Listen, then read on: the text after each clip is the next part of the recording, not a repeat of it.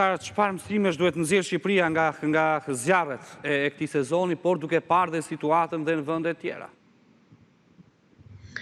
E the shumë mirë, ata mund të shikojnë situatën në vende të tjera dhe të shikojnë se çfarë po ndodh në vende të tjera.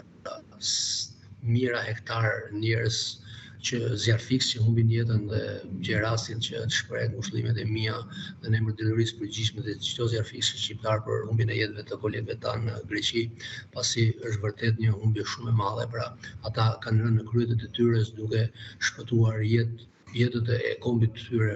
Pra, një zjarrfiks është 24/7 në krye të detyrës për të ardhur në ndihmë çdo qytetari dhe kjo nuk bëhet vetëm nga zjarrfiksit. Të gjithë ne duhet bashkëpunojmë me njëri tjetrin dhe të arrijmë të menaxhojmë situatat dhe bashkëpunimi do të thotë që në asnjë rast ata të mos shkaktojnë zjarr nga dora e tyre, sepse është mesazhi i madh që mund të jepet, ata duhet të shikojnë çdo ditë media. Kjo pasuri është pasuri kombëtare, jo vetëm pasuri kombëtare, por edhe pasuri e tyre.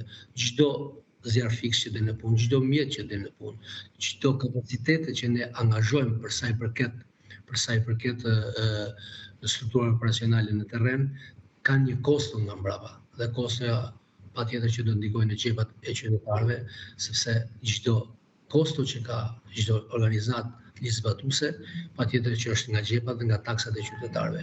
Të mbrojnë pyjet, të mbrojnë jetën, të mbrojnë pyjet, të mbrojnë pronën e tyre dhe të mbrojnë kosto që shkaktojnë nga ato zjarre që vendosin me duart e tyre.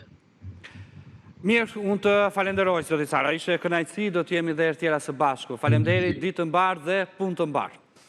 Ishim me zotin Arben Cara, i cili është drejtori i shërbimit zjarrfikës. Ne kemi mbritur në fund për ditën e sotme. Ndajemi këtu. Miru takosh.